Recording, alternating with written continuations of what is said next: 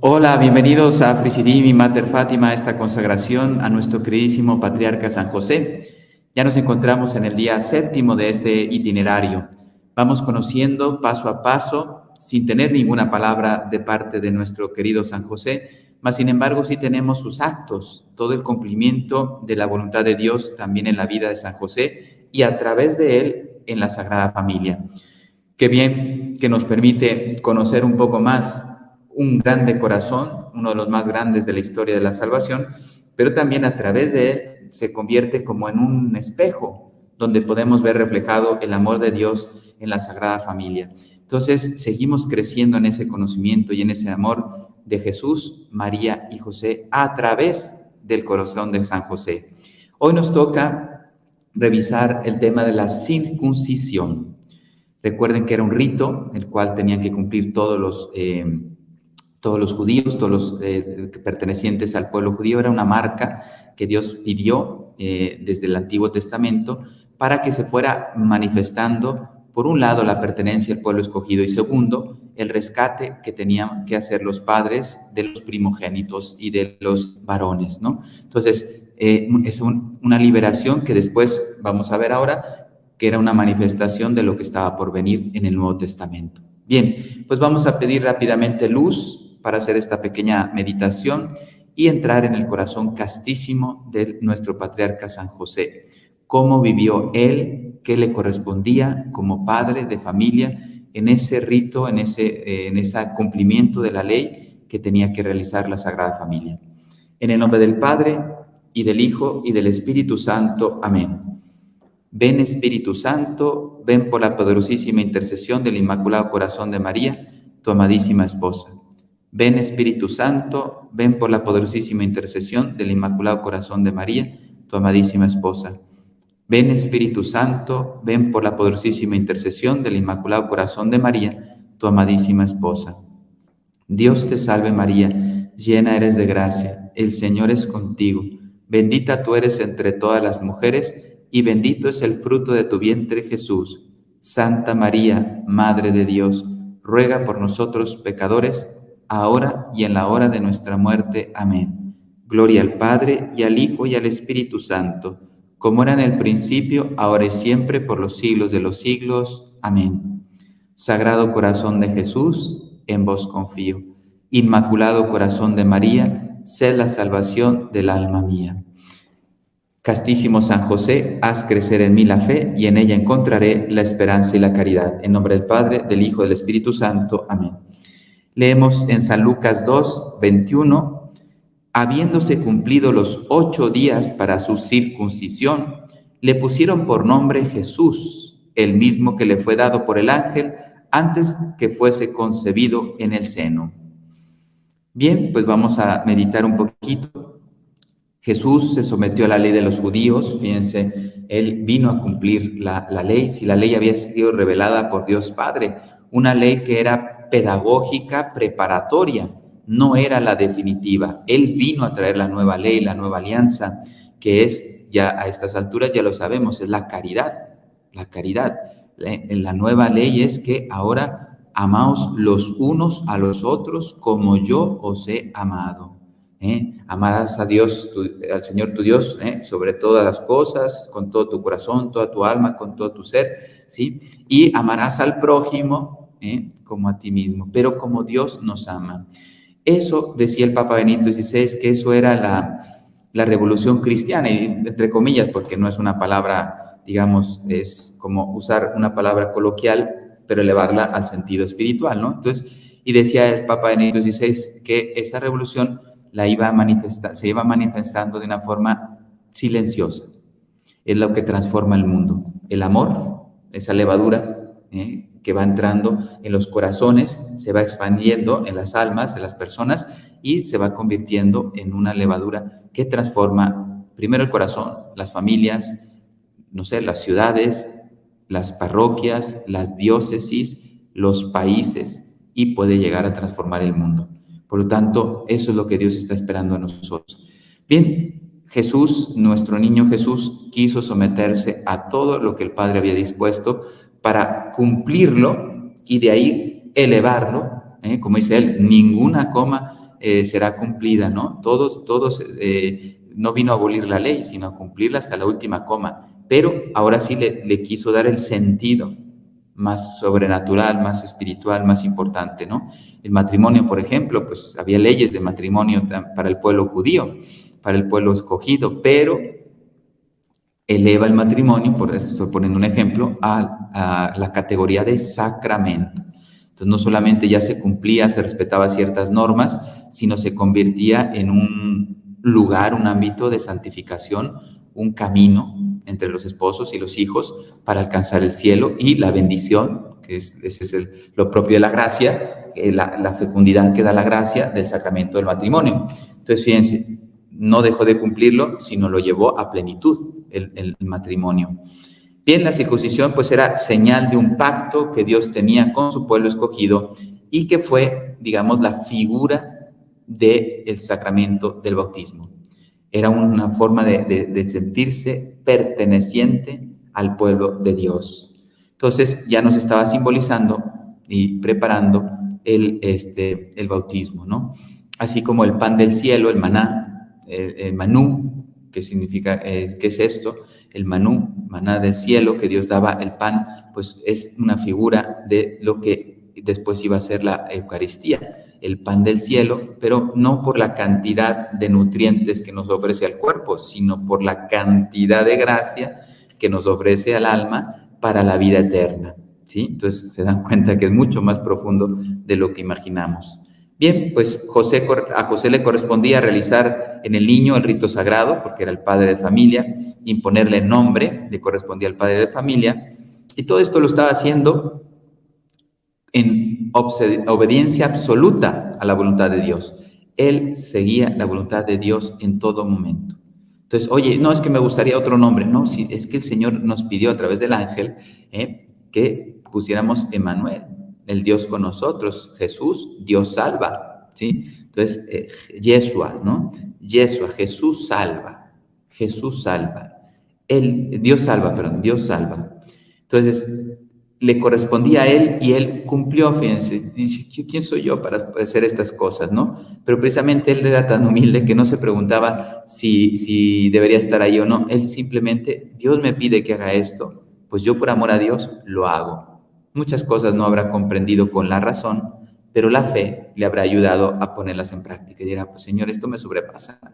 Que yo sea el padre en esta tierra de tu hijo, de Dios. O sea, yo voy a ser padre de Dios en esta tierra, en estos años. O sea, imagínate la impresión que le habrá dado. O sea, yo custodiar a Dios. El primero que tiene que ser custodiado por Dios soy yo. Y ahora yo voy a cuidar a Dios y voy a gobernar al Hijo de Dios.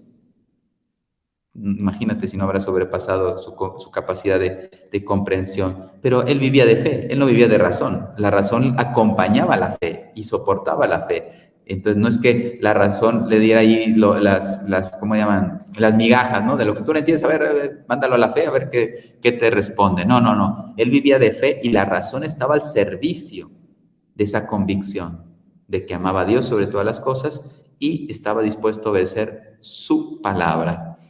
Bueno, fue herido por primera vez el corazón del niño Jesús, por un lado, o sea, su cuerpo es la primera vez que emana sangre, pues imagínense todo el significado espiritual y también real. Ya estábamos otra vez preparando ese sacrificio que después de 30 años iba a ofrecer, 33 años, iba a ofrecer en el Calvario, en la cruz. Entonces, ya ese derramamiento de sangre también hacía ver a San José y a la Virgen María, pues que él venía a entregar su vida por los demás. Y a través de ese sufrimiento, el niño Jesús desde minuto 1, fíjense cómo empieza a sufrir. Entonces, el varón de dolores. ¿Por qué? Porque estaba dispuesto a sufrir. Bien, ya sentía ese presentimiento misterioso San José de que pues, este niño iba a entregar su vida en la cruz para liberar al pueblo de Israel de esa esclavitud a la cual habían caído por causa de su pecado, ¿sí? No eran los romanos. Ellos, San José y la Virgen María, no estaban pensando en el imperio romano solo. Esa era una consecuencia del pecado de Israel, pues que ahora eras un pueblo sometido y no un pueblo, digamos, defendido, protegido por Dios. siempre amado y acompañado, pero tenía que ser corregido. Y bueno, el ángel les anunció pues que de ahí vendría un reino que no terminaría, etcétera, se lo dijo a la Virgen. ¿Con qué entrañas sentiría este dolor y vería correr por un cabo la sangre del niño, San José, y por otro las lágrimas de la madre? Lo que habrá visto la madre, ver sufrir a su hijo sabiendo quién es, pues también a la madre, bueno, no se desmaya, pero qué dolor para el Inmaculado Corazón de María, a las cuales él amaba con tan grande amor. O sea, vio sufriendo al niño, habrá llorado de dolor, porque recuerda que Dios, el Verbo, asume la carne pasible para poder sufrir por nosotros. Entonces, esto le implicó un sufrimiento, un dolor que empieza ya a ofrecerlo por cada uno de nosotros. Por eso, la vida oculta del niño Jesús es también redentora. Ya estaba ofreciendo sacrificios y entregas, llega al Calvario, al culmen, pero toda la vida de Cristo es redención. ¿Qué nos dice la beata Conchita Cabrera de Armida? ¿Qué sentiría San José al ser el primero en derramar la sangre de Jesús? Imagínate, él llevar a que fuera derramada la sangre de su hijo. Qué dolor. Pero él tenía que cumplir la voluntad del Padre. O sea, no era iniciativa de San José. San José no hubiera querido, seguro, ver la sangre de su hijo o llevarlo para que le hicieran la circuncisión. ¿En qué tormento y angustia viviría precisado a cumplir ese deber como jefe de la familia según la costumbre? Él debía ejecutar esto. ¿Cómo se habrá sentido San José? Yo, ¿por qué, Señor? ¿Por qué me pides estas cosas? Pero las voy a hacer porque yo tengo que cumplir tu ley. Tú la dictaste al pueblo y tú quieres que también tu hijo, por todo lo que he visto de la concepción, del nacimiento, etcétera, tú quieres que pase por todas las etapas del cumplimiento de la ley divina, de ese pueblo escogido de Israel, pero que precisamente iba a venir el que iba a poner la nueva ley, la nueva alianza. La voluntad divina, y aquí vienen las conclusiones, la voluntad divina siempre fue el norte de San José, no hizo nada que no fuera la voluntad de Dios. Y entonces endulzó su pena sabiendo que Dios le daba esa, digamos, esa honra, ese honor de ser el Padre de nuestro Señor Jesucristo. Entonces, imagínense, pues es un regalo que solamente uno va a recibir, y ya lo recibió San José. Le puso el nombre de Jesús, que significa Salvador, y porque iba a ser el Redentor. Todo esto revelado por el ángel. Como se dan cuenta, no hay mucha materia de donde reflexionar, pero cada uno la toma y empieza a verla. Bueno, el ángel dijo esto, San José hizo aquello, la Virgen María, algunas cosas no están explicitadas, pero uno en su meditación pues las va imaginando, ¿no? María habrá visto al niño, no dice nada, pero María derramó sus primeras lágrimas, ¿no? O las quintas, porque también el nacimiento fue muy doloroso para ella. Doloroso no físicamente, sino anímicamente. No hay un lugar para el Salvador. No hay posada para el Salvador. Lo tengo que llevar a un establo, a una cueva. Imagínate. Cuánto dolor. La espada ya estaba atravesando el corazón de la Virgen sin saber que una espada atravesaría su alma. El Dios hombre ya había llegado a este mundo y tenía que cumplir su misión. Por lo tanto, San José, a pesar del dolor, estaba contento de que ya fueran dándose los pasos de acuerdo a la voluntad del Padre. Así, el niño nos daba pruebas de amor, aceptando las humillaciones con su sangre, con su dolor. Él empezó a ofrecerse por nosotros con dolor. Oh amadísimo San José, ¿qué admiro hoy de ti? 4 cosas que podemos aprender de San José. El cumplimiento del deber, que Dios nos permita ser responsables y cumplidores en nuestro deber. El ejercicio de mi fe. Al ver que había un misterio ahí, San José no claudicó, siempre se dejó guiar por la fe.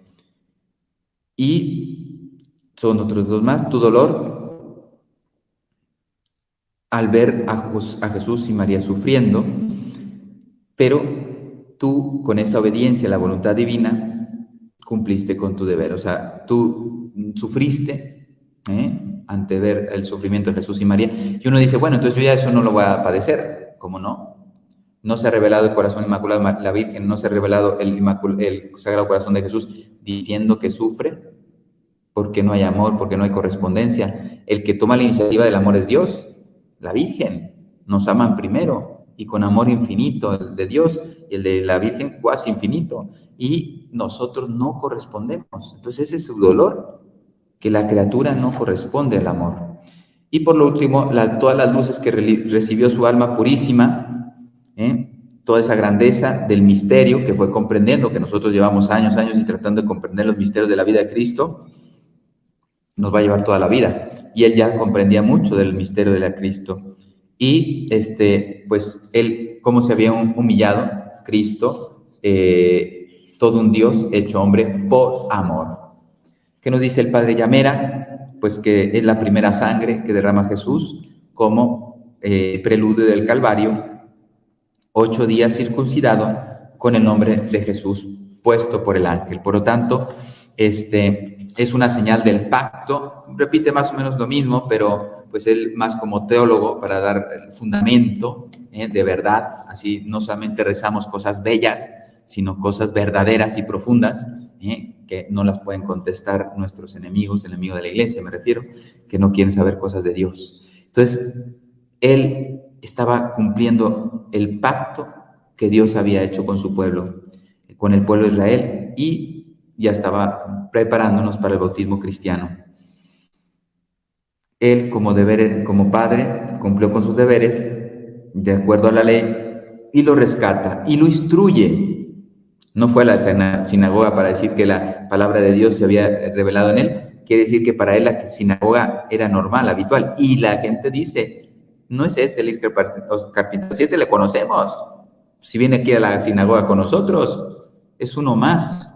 Bueno, eso parecía que era uno más, pero no era uno más. Era el único, el Salvador. Entonces, Jesús también tuvo que conocer las Escrituras, instruirse en la ley. Y todo esto José lo ejerció porque eran derechos de padre, para representarlo, para rescatarlo, para liberarlo de la esclavitud y por lo tanto también consagrarlo a Dios. O sea, entonces como verbo no necesitaba consagrarse a Dios, era Dios, pero como naturaleza humana sí tenía que cumplir. Dios permitió que cumpliera todo como cualquier otra persona humana, ¿no? Porque Él quería dar ejemplo de que hay que cumplir las cosas de Dios, la voluntad de Dios.